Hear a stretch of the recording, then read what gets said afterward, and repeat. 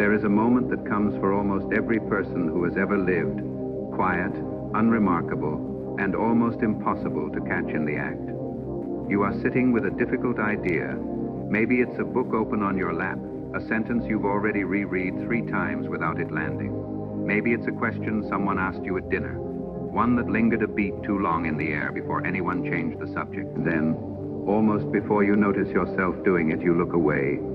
You close the book, you reach for your phone, you put on something lighter, something that asks nothing of you. It feels like nothing. A small, forgettable choice, repeated 1,000 times a day by billions of people all over the world. But here is what nobody tells you in that moment. You are not simply avoiding an idea, you are choosing the shape of your mind for the rest of your life.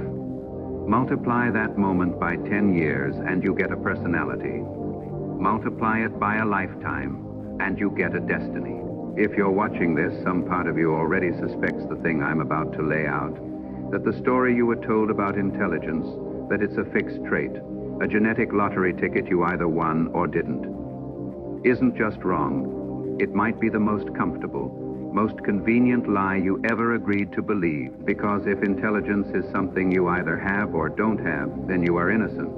You can stop trying. You can scroll in peace. But what if it isn't a possession at all? What if intelligence is closer to a sentence? One you serve day after day through the discipline of your own attention, or one you quietly refuse 1,000 small times until the refusal becomes a life. By the end of this video, I want you to understand exactly why so many capable minds never wake up, and exactly what it would take for yours to. 1. The comforting lie. Let's start with the lie itself. Not to shame anyone for believing it.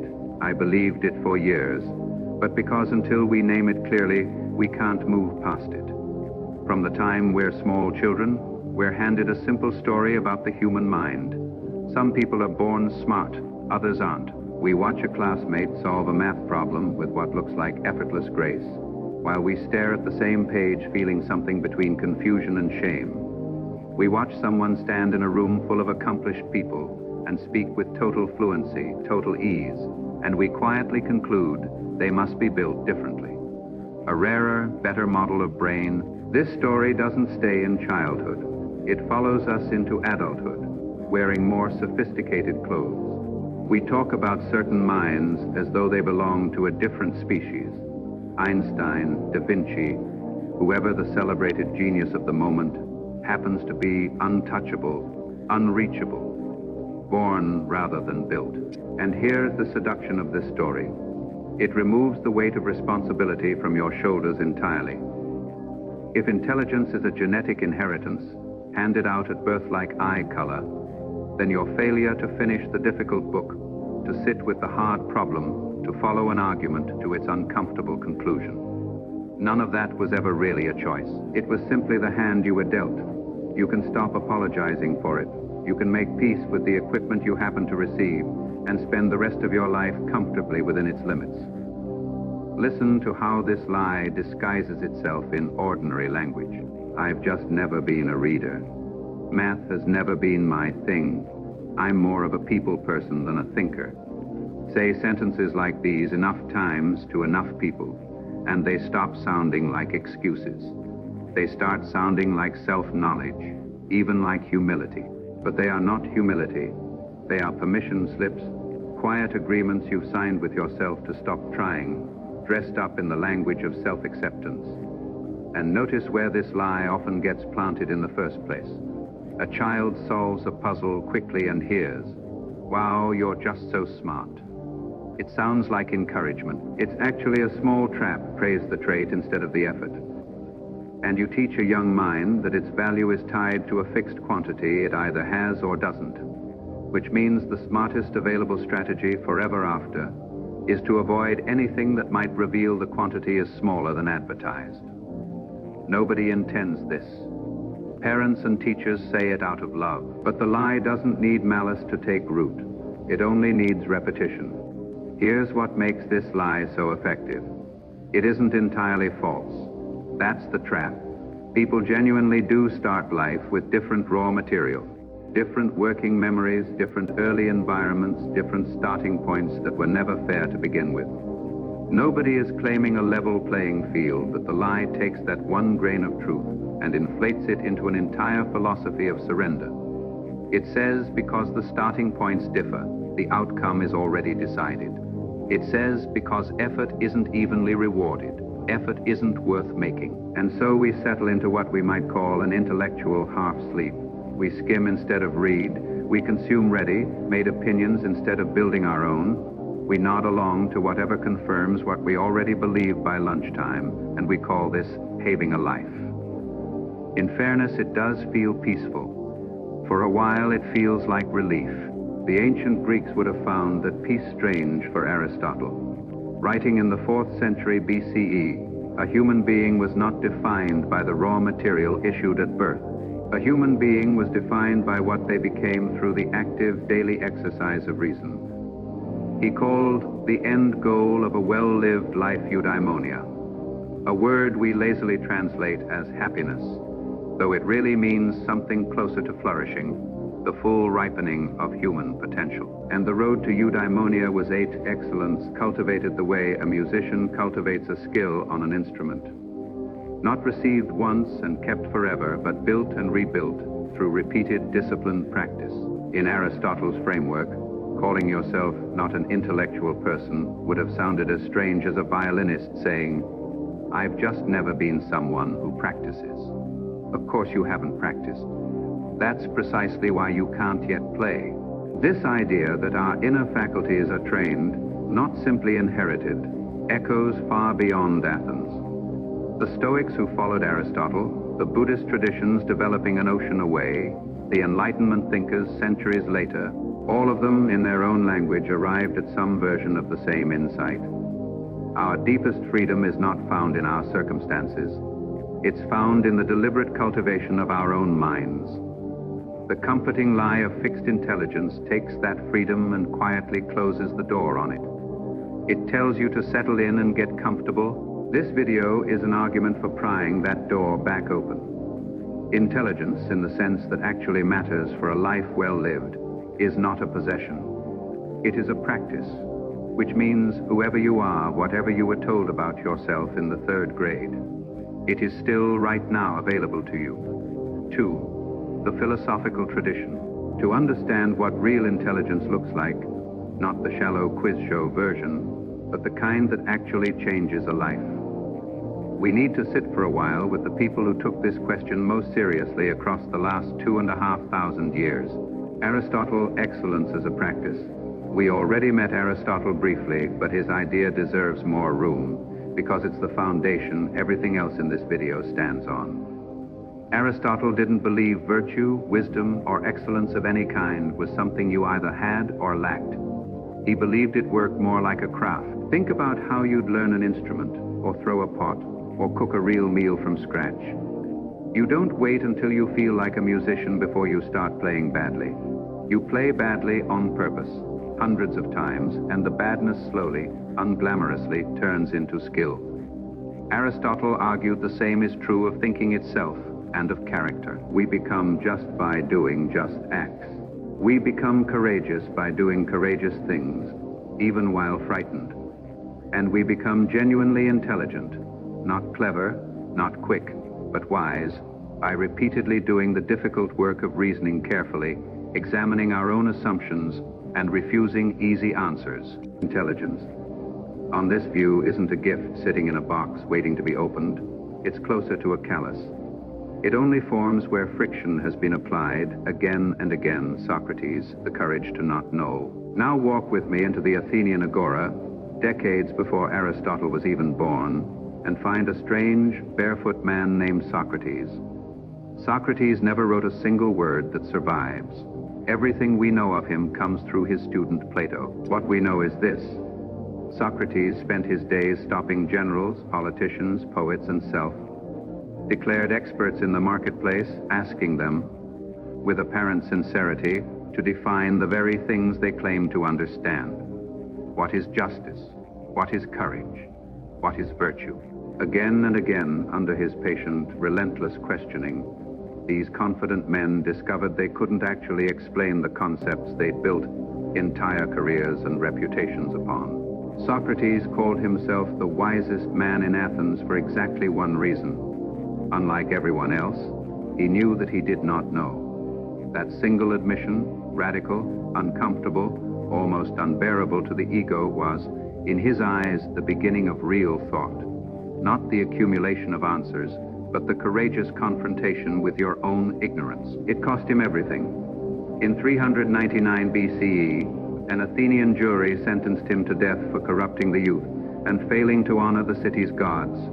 Really, for making too many powerful people uncomfortable by exposing what they didn't know. He drank the hemlock rather than renounce his method. Western philosophy, quite literally, begins with a man willing to die rather than pretend to knowledge he didn't have.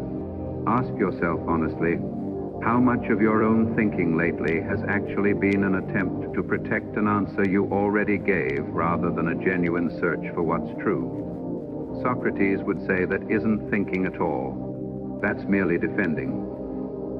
Nietzsche, the mind's comfortable lies. Now let's travel 2,000 years forward to a sickly, largely unread German philosopher named Friedrich Nietzsche, who diagnosed something Socrates never quite articulated, that most of what we call thinking isn't actually oriented toward truth at all. In books like Beyond Good and Evil and The Gay Science, Nietzsche argued that the human intellect evolved, first and foremost, to help us survive, not to see clearly. Our beliefs exist largely to protect us, to maintain our social standing, preserve our self-image, keep us bonded to our tribe, and shield us from unbearable truths about existence, uncertainty, and mortality. We are, in his view, animals who need a certain amount of comforting fiction simply to get through an ordinary day. Raw, unfiltered reality is often too harsh for most minds to face directly. This is why he insisted real intelligence requires a kind of courage most people never develop. The courage to see past your own psychological defenses. He called this process going under, a willingness to descend into your own illusions, dismantle them one at a time, and still find a way to affirm life on the other side without flinching, without needing false comfort to survive the view. His free spirit doubts every inherited value, tests it against reality, and builds new values from whatever's left standing, not comfortable, not popular, but in Nietzsche's eyes, the only path to a mind that actually belongs to you, rather than a costume assembled from other people's fears. He had a phrase for the endpoint of this process: amor fati, the love of one's fate, not passive resignation, but something far more demanding. The willingness to look directly at your circumstances, your limitations, even your suffering, and affirm them as the exact raw material your strength is made from, rather than the excuse for why you don't have any. A mind still negotiating with reality, still wishing things were otherwise before it will begin, is a mind that has not yet, in Nietzsche's sense, become free. Marcus Aurelius, the freedom within. From the battlefields of a crumbling empire, we find a very different kind of thinker. Marcus Aurelius, Roman emperor from 161 to 180 CE, the most powerful man in the known world, writing not for an audience but for himself. In a private notebook we now call Meditations, picture him exhausted, likely unwell, commanding legions on the cold Danube frontier, managing plague, war, and betrayal, and still finding a few minutes each night to interrogate his own mind. The happiness of your life, he reminded himself, depends upon the quality of your thoughts, not his armies, not his treasury, not the size of his empire, his thoughts. Marcus practiced something the Stoics called prosoc, continuous, disciplined attention to the movements of one's own mind, catching irritation, fear, or self-pity the instant it arose, before it could take the wheel.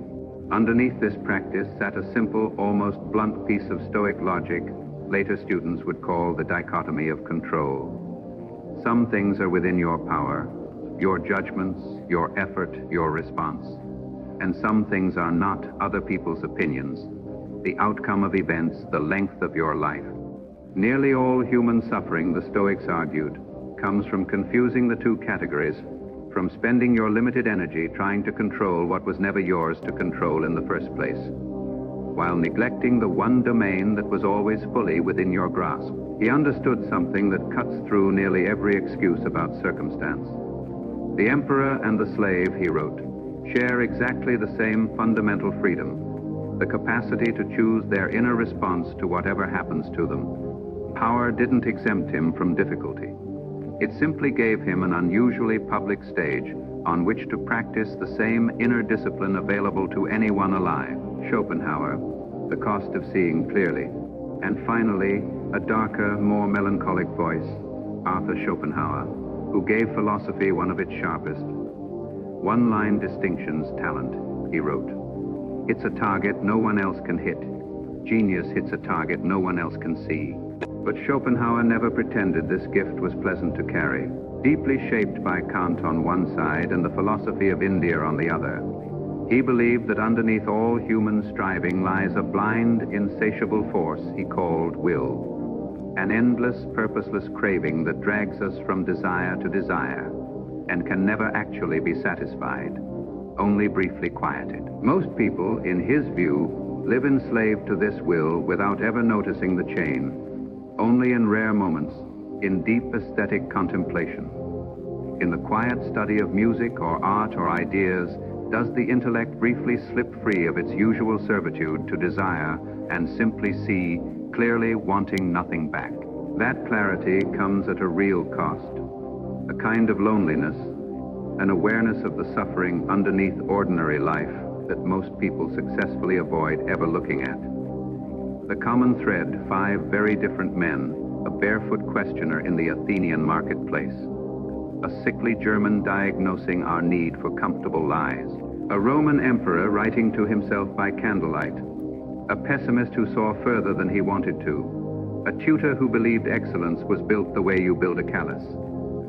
Despite their differences, notice the thread running through every one of them. None believed intelligence was primarily about speed, memory, or raw cognitive horsepower. Every one of them located real intelligence somewhere else entirely in courage.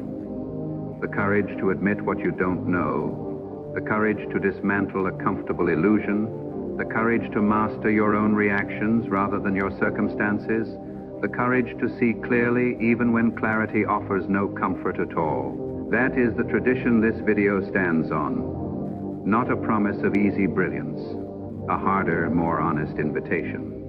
Part 3, The Psychology of Refusal. 24 centuries after Socrates walked the agora, modern psychology finally caught up with what these philosophers intuited, and it can explain, with uncomfortable precision, exactly why so many of us still refuse the harder path.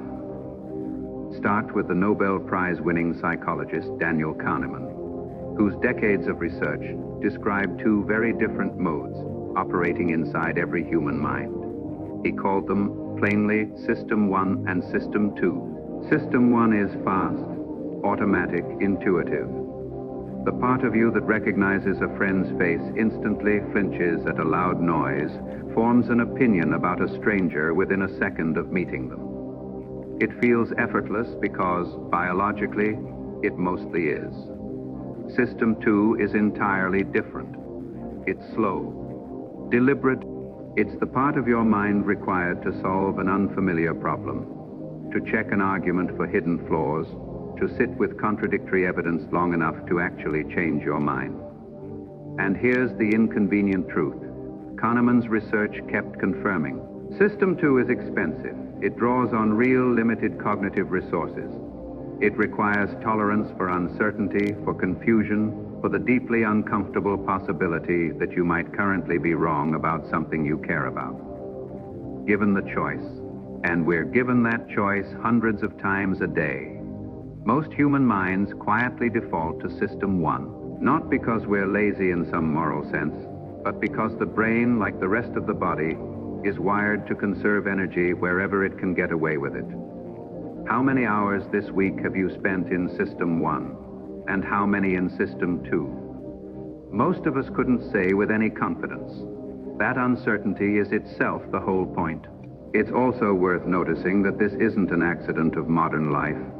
It's a business model. The notification badge, the auto-playing next episode, the infinite scroll that never quite lets you reach a natural stopping point.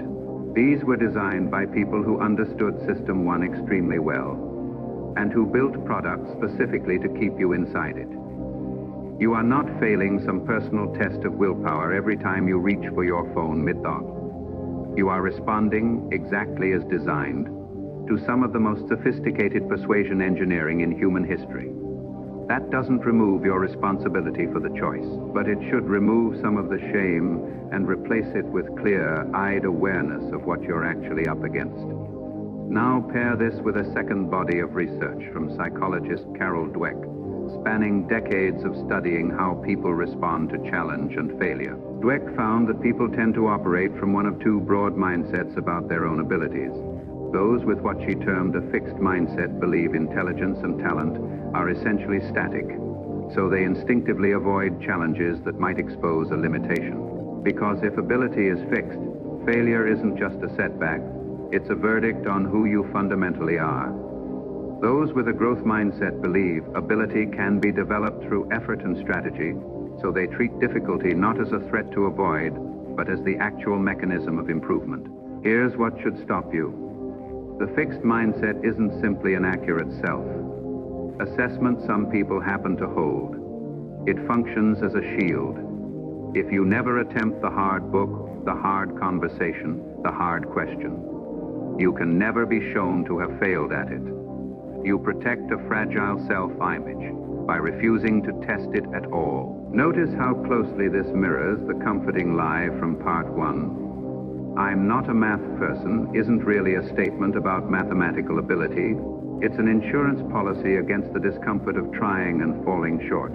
Layer onto this a third finding you've almost certainly witnessed in the wild, even without knowing its name, the Dunning-Kruger effect. Researchers David Dunning and Justin Kruger found something almost paradoxical. People with genuinely low competence in a subject tend to dramatically overestimate their own ability, while true experts who understand exactly how vast and complicated their field really is tend to underestimate theirs. The less you know, the less equipped you are to recognize how much you don't know. This is precisely why the loudest, most confident voice in the room is so often the least reliable one, and why genuine experts frequently sound more hesitant, more qualified, more willing to say it depends. Real intelligence, then, includes something researchers call metacognition, an accurate, ongoing awareness of what you actually know versus what you merely assume you know. The person with strong metacognition doesn't feel threatened by discovering a gap in their understanding. They feel curious. That single emotional shift from threat to curiosity in the face of not knowing may be the closest thing to a hinge point separating a mind that grows from a mind that calcifies. And underneath all of this sits perhaps the single most contested resource of the 21st century, attention itself. Consider what it now actually requires to sit with one difficult question for an uninterrupted hour, let alone a full afternoon. In a world engineered, quite literally by extremely well-compensated engineers, to fracture your attention into smaller and smaller pieces, the simple act of sustained, undistracted focus has become almost a form of resistance. The person capable of following a single thought to its uncomfortable conclusion, of tolerating the itch to check their phone until it passes, of revising a long-held belief when better evidence arrives instead of defending it out of habit. That person was rarely born with some rare neurological gift. In the overwhelming majority of cases, they simply made a different, harder choice over and over about where to spend a limited and constantly besieged resource, their own attention. Put these threads together and the psychology of refusal comes into sharp focus. We default to System 2 is expensive. We avoid real challenge because a fixed mindset makes failure feel like an identity crisis instead of useful information. We mistake confidence for competence, in ourselves and in others, because true understanding is quiet and self, doubting in exactly the places where ignorance is loud. And we surrender our attention constantly because everything in the modern environment has been optimized to make the surrender feel effortless, and the resistance feel exhausting. None of this is a character flaw unique to you. It's closer to a default setting shared by nearly the entire species, which means the way out isn't found in becoming a fundamentally different kind of person. It's found in becoming aware of the default, and then deliberately, again and again, choosing something else. For the modern condition. Now look up from this video for just a moment, and look honestly at the world you actually live inside. You scroll through carefully curated fragments of other people's half-formed thoughts.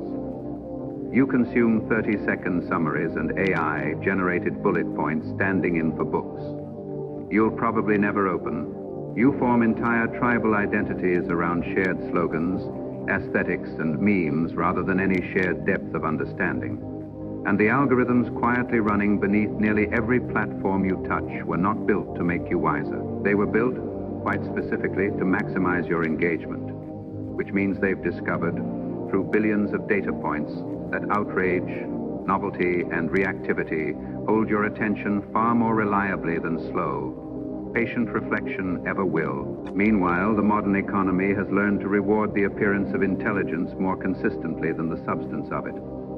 Quick wit outperforms careful reasoning in a 15-second clip. Charisma reads as competence long before competence has actually been demonstrated. A confident thumbnail beats an honest, edged conclusion nearly every time.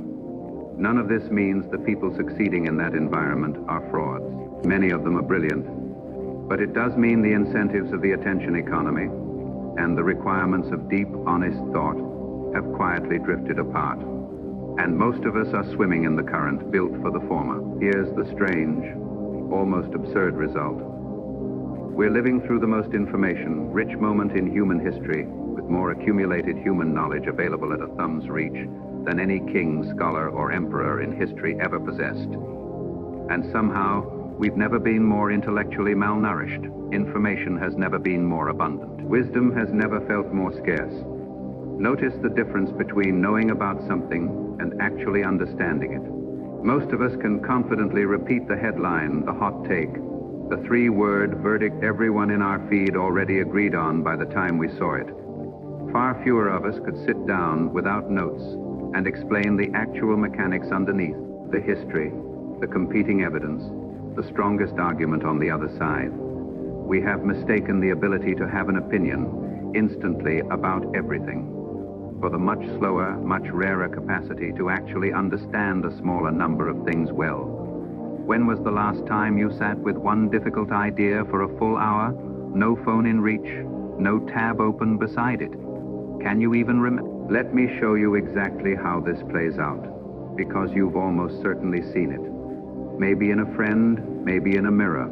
Picture someone who insists without much hesitation that they're just not a reader, that difficult books have never really been their thing.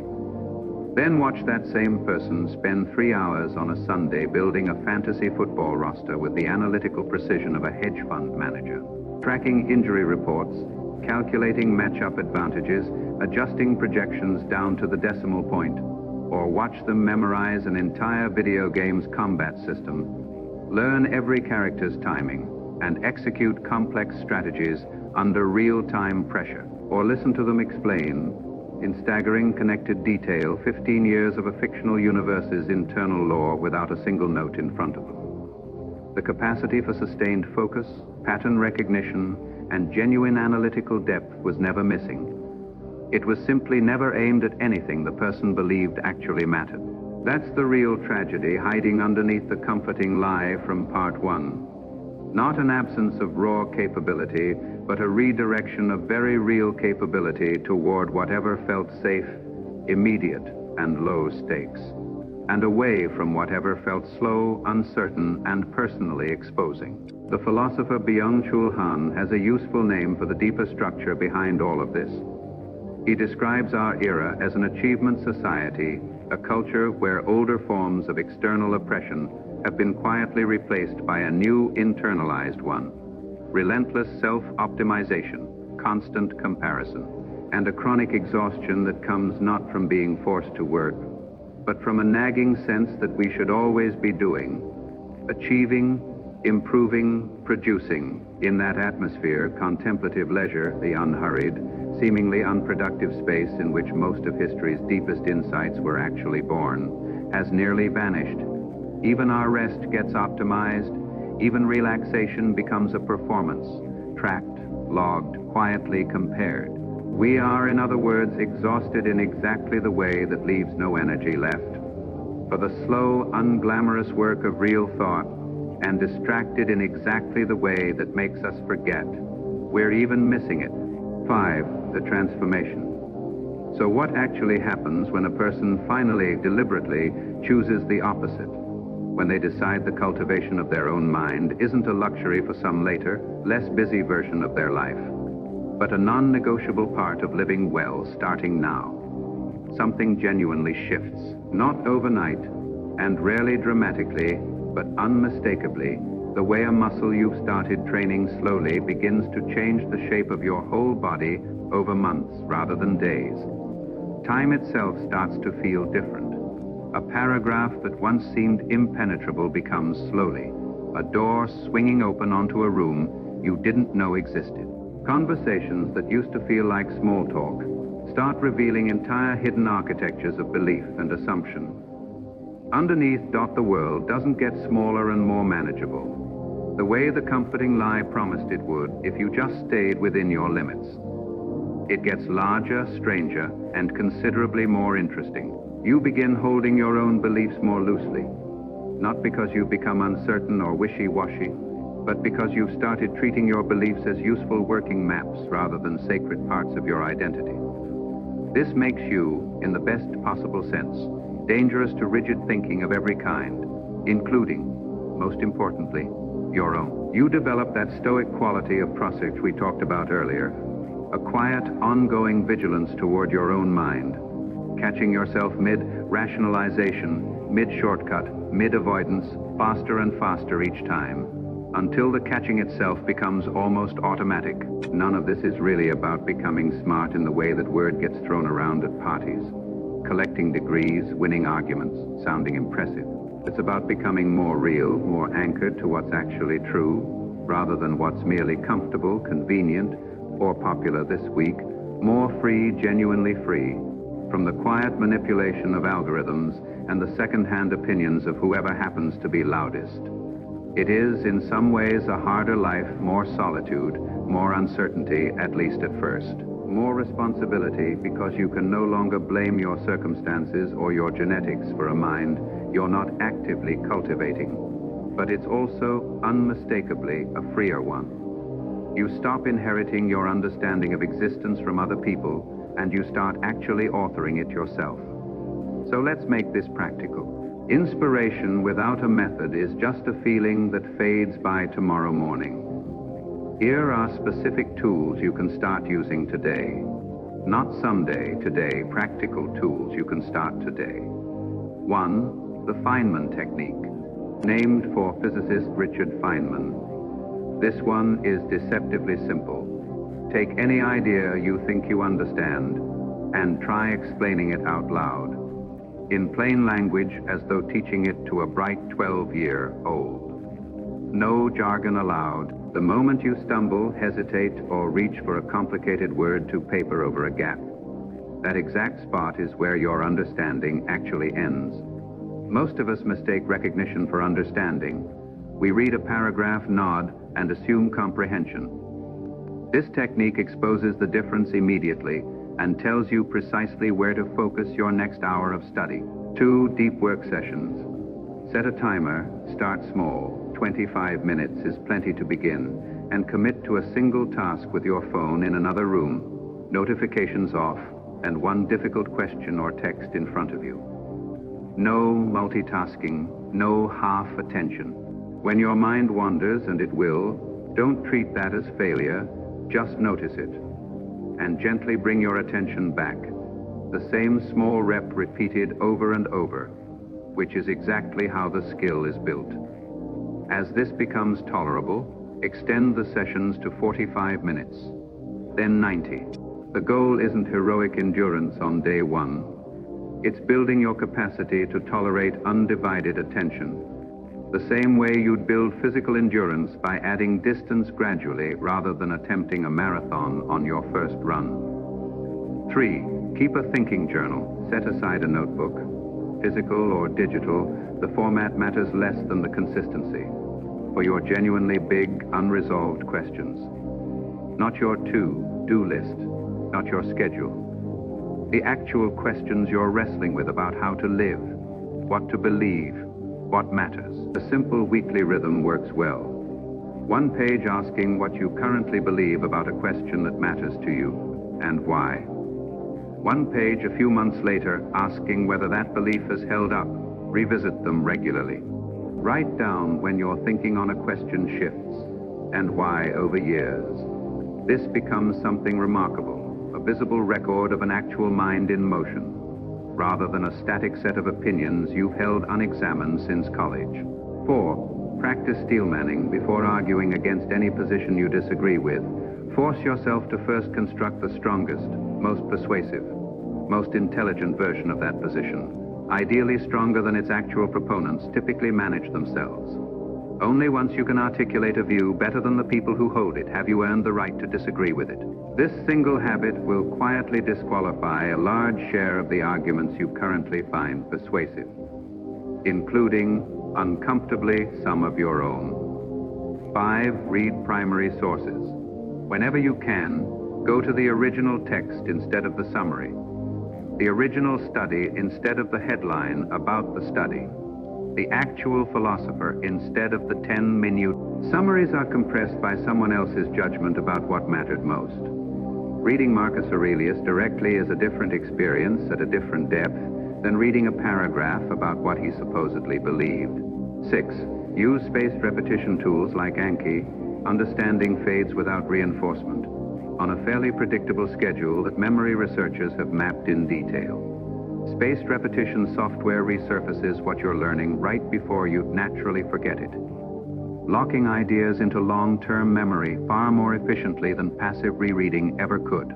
It's a small piece of software doing something your unaided memory simply won't do on its own. 7. Schedule deliberate discomfort. Once a week, put something genuinely difficult on your calendar, a dense chapter, a position you instinctively disagree with, a subject you've quietly avoided for years because it makes you feel slow or behind. Treat it exactly like a workout.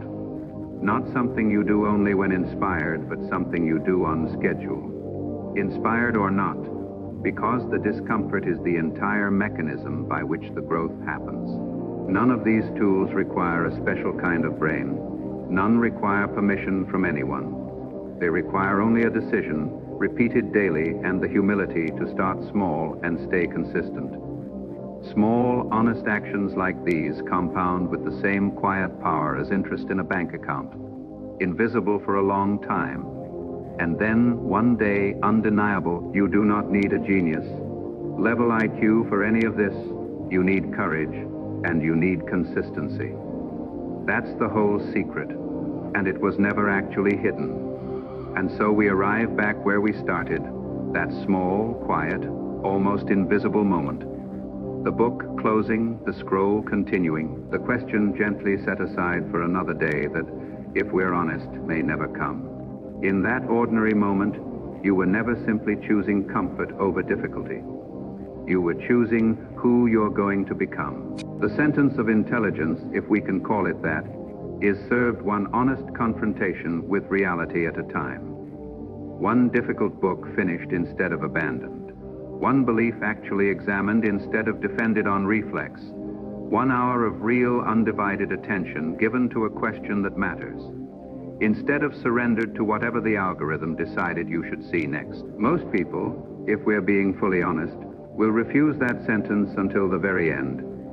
They'll live entire lives and eventually die, safely nestled inside comfortable illusions, never quite knowing, because they never let themselves look, how much of existence they quietly refuse to see.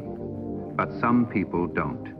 And if you've made it this far into a 40-minute video about the discipline of thought, instead of closing the tab 20 minutes ago, some part of you, I suspect, already belongs to the second group. Some part of you already feels the particular weight of this choice. Right now in the room you're sitting in, So here's what I'd ask of you before you go. Don't just feel inspired for the next 10 minutes and let it dissolve into the 100 other videos you'll watch this month. Pick one tool from everything we covered, just one. Maybe it's 25 minutes of deep work tomorrow morning. Before you check it, maybe it's a single primary source you finally open instead of the summary. Maybe it's just a notebook and one honest question you've been avoiding, written down in your own handwriting for the first time. Commit to that one thing today before this feeling has the chance to fade the way inspiration always does by tomorrow afternoon. Then tell me what it is.